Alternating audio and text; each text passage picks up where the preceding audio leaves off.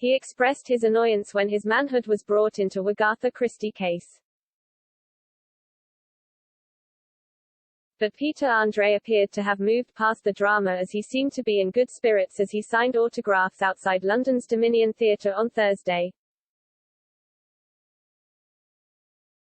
The singer, 49, cut a casual figure in black distressed jeans and a V-neck jumper as he left the theatre after his latest performance in Grease the musical. He completed his laid-back ensemble with a pair of black boots while he tucked his brunette locks beneath a beige beanie hat. The mysterious girl hitmaker sported well-groomed facial hair and flashed a smile as he signed autographs and took selfies with his eager fans.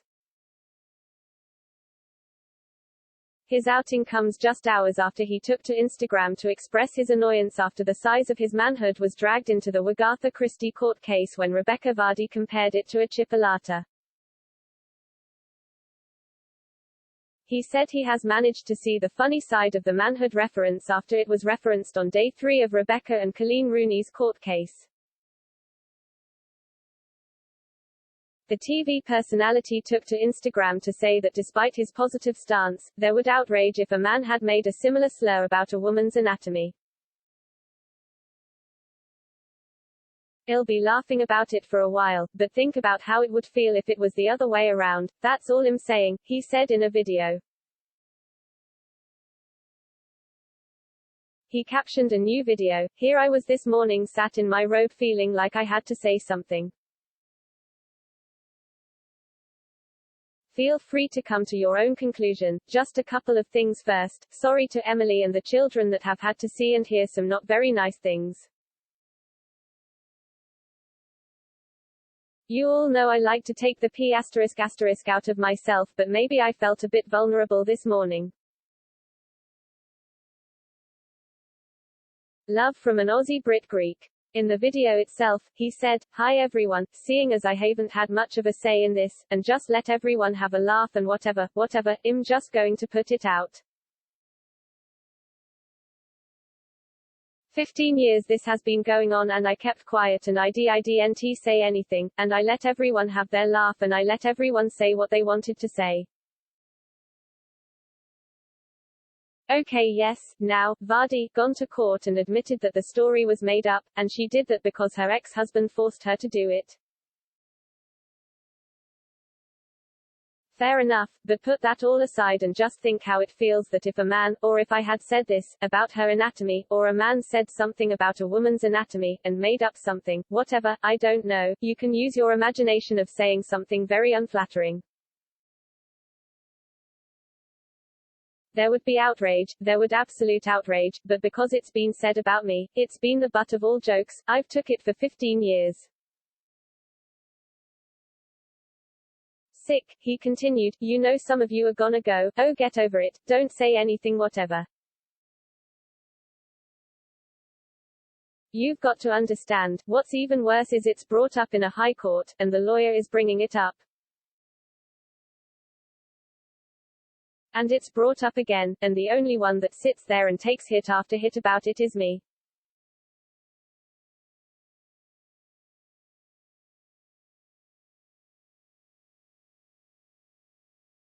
Okay, yes, I think we all know now it's just a made-up story, fine, but it's a little bit more serious than that.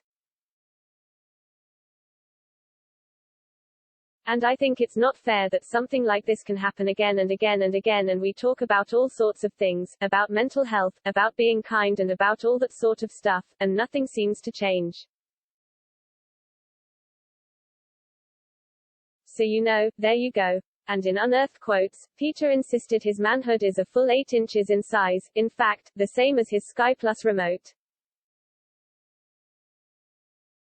Talking to OK! Magazine back in 2007, while still married to Katie Price, who famously once referred to it as an acorn, he said, "I'm proud of it. It's the size of the Sky remote control, I've measured it. It comes after Rebecca told London's High Court that she regretted comparing Peter's private member to a chipolata in a Kiss and Tell newspaper interview. Rebecca said she had been forced to take part in the 2004 News of the World article by her ex-husband.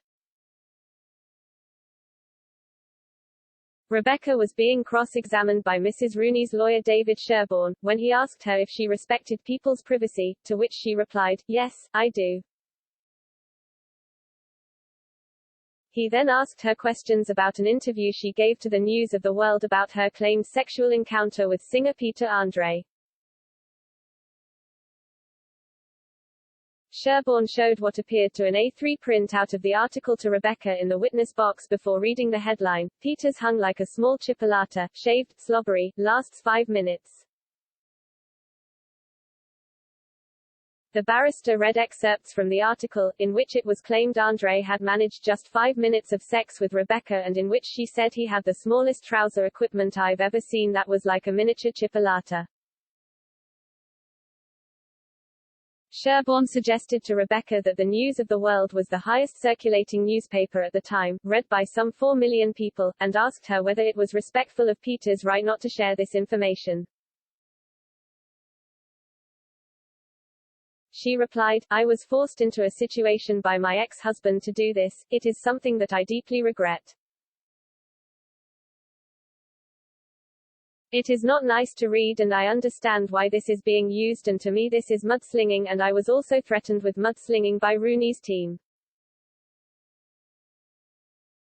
Asked the question again by Colleen Rooney's barrister David Sherborne, Rebecca said, "The circumstances around it were completely different." She later said she did not ask Peter for his permission or tell him it was going to happen in advance. Sherborne asked, "Did you feel particularly strongly about the size of his manhood that it should be made public?" Rebecca replied, "It was something that I was forced to say." Elsewhere on Thursday, Rebecca likened Colleen to a pigeon that sts in your hair. The Wagatha Christie libel trial heard, as the WAG broke down in tears twice while giving evidence. The comments, made in a 2019 interview with the Daily Mail, were read out to the High Court by Colleen's barrister David Sherborne. Asked whether she ever argued with her rival, Rebecca told the interviewer, "That would be like arguing with a pigeon. You can tell it that you are right and it is wrong, but it's still going to st in your hair." The Wagatha Christie case centers around a 2019 social media post by Colleen, 36, in which she said she had planted fake stories on her private Instagram account and accused Rebecca of leaking them to The Sun. Rebecca, 40, denies the claim, and launched a libel case when Colleen refused to take down the post. The Daily Mail article resurfaced during a grueling cross-examination during which the WAG broke down twice. The first time, Rebecca had corrected Mr. Sherborne after he confused her for Colleen, prompting him to reply, "Is that your best point, Mrs. Vardy?" After she began crying, her barrister Hugh Tomlinson QC rose to his feet to intervene, saying Mr. Sherborne was constantly commenting and making remarks to the witness. It led to the judge saying, "It is unnecessary and there's not really enough time for those comments in any event." Moments later the judge asked if Rebecca would like to take a break as she appeared distressed. She adjourned the hearing for 10 minutes to allow Rebecca to compose herself. In the second incident, less than half an hour later, Rebecca became emotional after she was questioned over a fake story posted by Colleen about a flood at her £20 million Cheshire home, which has been likened to a Morrison's supermarket. Rebecca had told the court she had not seen Colleen's Instagram post, only for Mr. Sherborne to remind her of a statement made 2 years ago when she admitted she had seen it.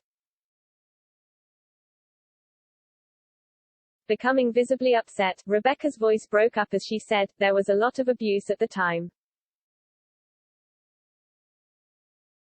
Mr. Sherborne told the court Colleen had restricted access to her followers as part of a social media sting, which revealed that Rebecca's account was the only one which had been sent the fake post. Rebecca also began crying yesterday after Mr. Sherborne asked her about sick comments Twitter trolls had made about her 2-year-old daughter. Wagatha Christie timeline: How Colleen and Rebecca's long-running, vicious war unfolded before the eyes of the world. September 2017 to October 2019. The Sun runs a number of articles about Colleen, including that she traveled to Mexico to look into baby gender selection treatment, her plan to revive her TV career, and the flooding of her basement. October 9, 2019. Colleen uses social media to accuse Rebecca of selling stories from her private Instagram account to the tabloids. Colleen says she spent 5 months attempting to work out who was sharing information about her and her family based on posts she had made on her personal social media page. After sharing a series of false stories and using a process of elimination, Colleen claims they were viewed by one Instagram account, belonging to Rebecca. Rebecca, then pregnant with her 5th child, denies the allegations and says various people had access to her Instagram over the years. She claims to be so upset by Colleen's accusation, later adding, "I thought she was my friend but she completely annihilated me." The public dispute makes headlines around the world, with the hashtag Wagatha Christie trending. How it all began: on October 9, 2019, Colleen Rooney, now 36, accused Rebecca Vardy, 40, of leaking false stories about her to the press in an Instagram post, above. Shortly after Colleen's public accusation, Rebecca, who was pregnant and on holiday in Dubai at the time, denied any involvement, above. February 13, 2020. In a tearful appearance on ITV's Loose Women, Rebecca says the stress of the dispute caused her to have severe anxiety attacks and she ended up in hospital 3 times. Colleen says in a statement that she does not want to engage in further public debate.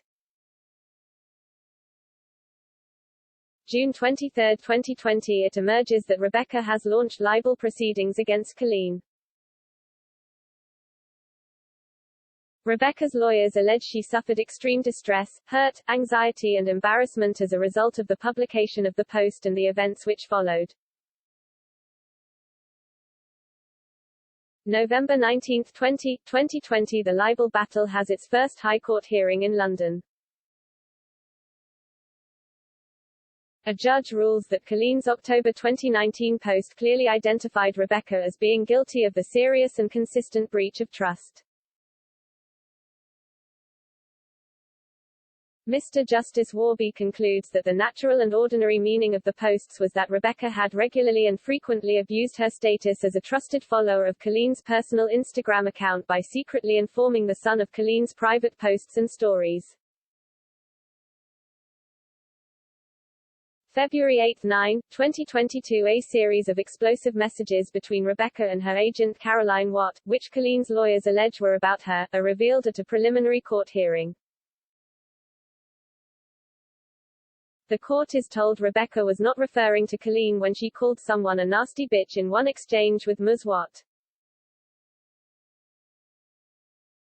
Colleen's lawyers seek further information from the WhatsApp messages, but the court is told that Ms. Watt's phone fell into the North Sea after a boat she was on hit a wave, before further information could be extracted from it. February 14. Colleen is refused permission to bring a High Court claim against Ms. Watt for misuse of private information to be heard alongside the libel battle. A High Court judge, Mrs. Justice Steyn, says the bid was brought too late and previous opportunities to make the claim had not been taken. April 13. Ms. Watt is not fit to give oral evidence at the upcoming libel trial, the High Court is told as the case returns for another hearing. The agent revokes permission for her witness statement to be used, and withdraws her waiver which would have allowed Sun journalists to say whether she was a source of the allegedly leaked stories. April 29. Rebecca appears to accept that her agent was the source of allegedly leaked stories. Colleen's barrister David Sherborne tells the High Court.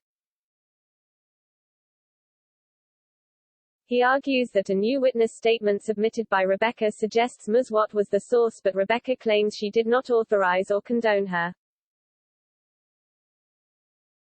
Rebecca's lawyer Hugh Tomlinson says the statement did not contain any change whatever in the pleaded case, with her legal team having no communication with Muswat.